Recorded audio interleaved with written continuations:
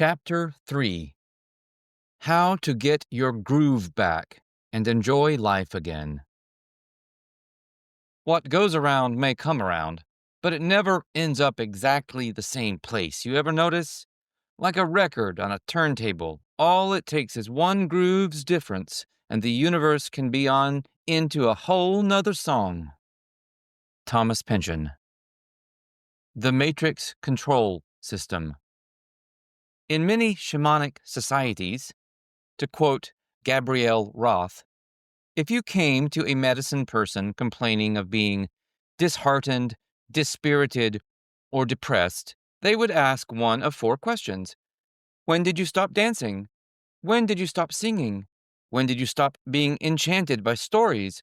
When did you find comfort in the sweet territory of silence? Most assuredly, it goes almost without saying, a medicine person would never, ever ask a suffering individual these four questions.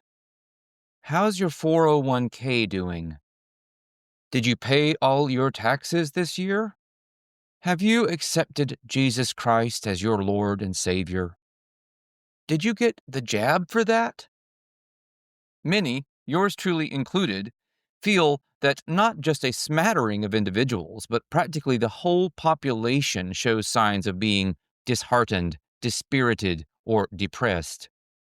At the risk of beating a dead drum, it's safe to say that most people, to once again use Thoreau's parlance, lead lives of quiet desperation.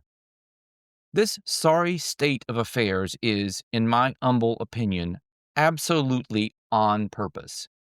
Referencing the vast inorganic intelligence engaged in energy harvesting those plugged into this highly scripted matrix via, for example, the same divide and conquer strategies run by the corporate and alternative media for decades, John Kreiter explains that relative balance is a conscious farming technique incorporated in order to keep everything and everyone just slightly off kilter, having us lose ourselves in asinine arguments, activities, careers, etc., designed to disconnect us from our deeper spiritual nature and purpose, promotes the creation of powerful emotions connected to our thoughts and beliefs.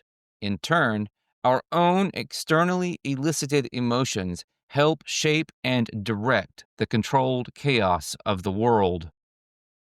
Think back to our brief discussion of mimetic desire in Chapter 1. Expanding on that little introduction, we might sketch the following flowchart to illustrate how this might work on a more technical level in today's supremely networked global culture. Our own thoughts and emotions based on original beliefs, individualized attention, creation of an initial worldview, mimetic desire implants, somebody or something else's thoughts and emotions, new beliefs, new thoughts and emotions based in groupthink, collectively controlled attention, creation of a new world order.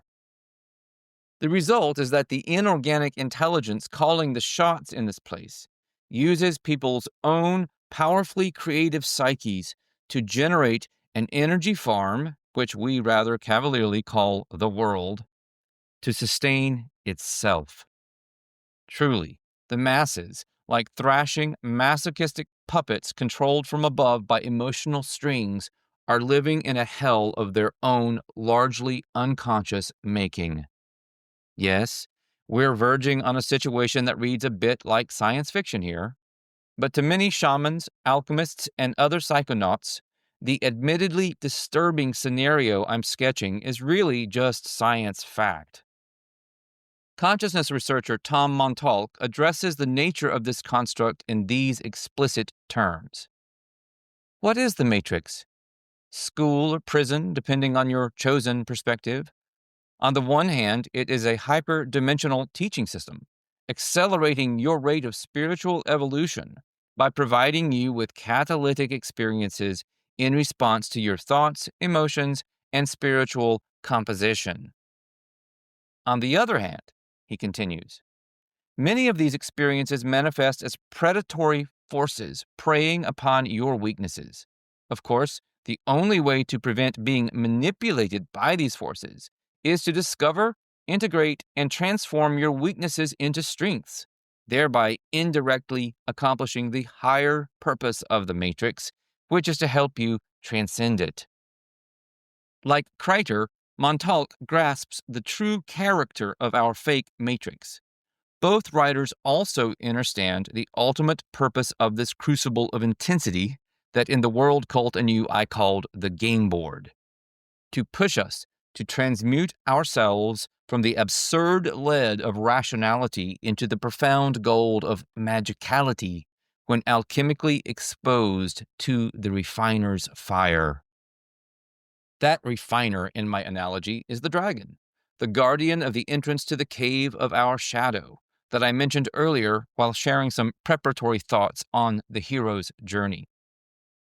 The dragon doesn't sleep.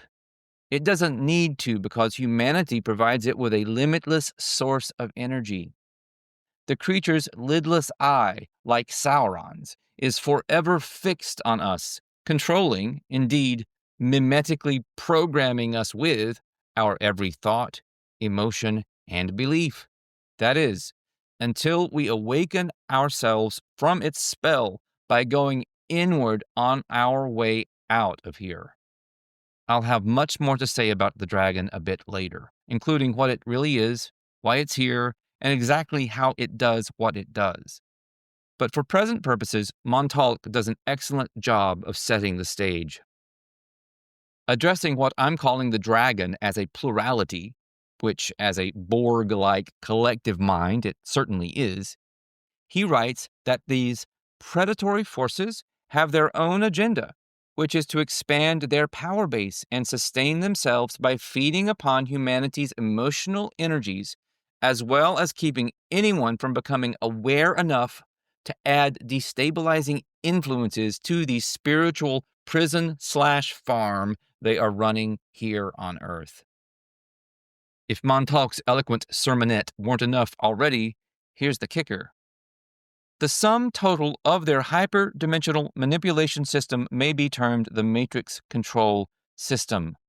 It is a school of hard knocks that weakens the spiritually weak and strengthens the spiritually strong, in accordance with their choice to be victims or warriors. Sing and dance. In contemplating the sobering ramifications of the foregoing section, I'm reminded of an inspired line by Samuel Beckett, playwright of Waiting for Godot, who once quipped, "When you are up to your neck in shit, all you can do is sing." Accordingly, this chapter is about the necessity, for spiritual warriors, if not worldly victims, of singing our own song and dancing our own dance, despite all the matrix control mechanisms implemented by the dragon and its minions designed to have us sing and dance a bunch of life-wasting bullshit. Could it really be the case that so many of our problems proliferate because this mesmerizing construct and its somnambulistic denizens have forgotten how to dance, how to sing, how to engage storytelling, how to enter into silence? We should consider every day lost on which we have not danced at least once, wrote the great German philosopher Friedrich Nietzsche. Martha Graham, the splendid choreographer who remade modern dance in her own image, saw through the surface into the deeper meaning of movement. Dance is the hidden language of the soul. There is a vitality, a life force, an energy, a quickening that is translated through you into action, she also said. And because there is only one of you in all time, this expression is unique. And if you block it, it will never exist through any other medium and will be lost. Has the world, and not just its people, lost its soul through immobility, laziness, and living a zombified half-life doom-scrolling through virtual reality? Is our own intelligence becoming more and more artificial as we literally ossify in front of our screens? If you're having trouble answering such questions, maybe you should ask Siri. For most of the population these days, the only thing that ever dances is a pair of thumbs texting. No wonder people are aging so fast on the ship of fools, sailing Titanic like through today into no tomorrow. As people's souls shrink through lack of movement, their connective tissue hardens and their bones turn brittle. This isn't metaphoric. This is the mind body spirit connection on full display for anyone who cares to contemplate its cause and effects in real time. Martha Graham again. All that is important is this one moment in movement. Make the moment important, vital, and worth living. Do not let it slip away unnoticed and unused. This is living in the present, as opposed to dying in it, as our culture that simultaneously fears and denies death would have us all do in a myriad of sneaky ways. Overcoming fear and learning to live again. It's a cliche that public speaking is the greatest private fear. But what if this is dead wrong?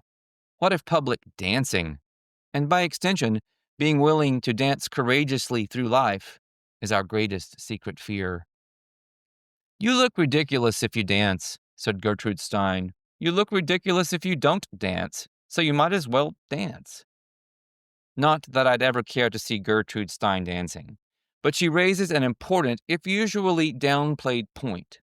In an era where so many are intent on retreating into their heads, dance remains a vital link, one worth revitalizing even if it means looking stupid, connecting us to the heart of our physicality.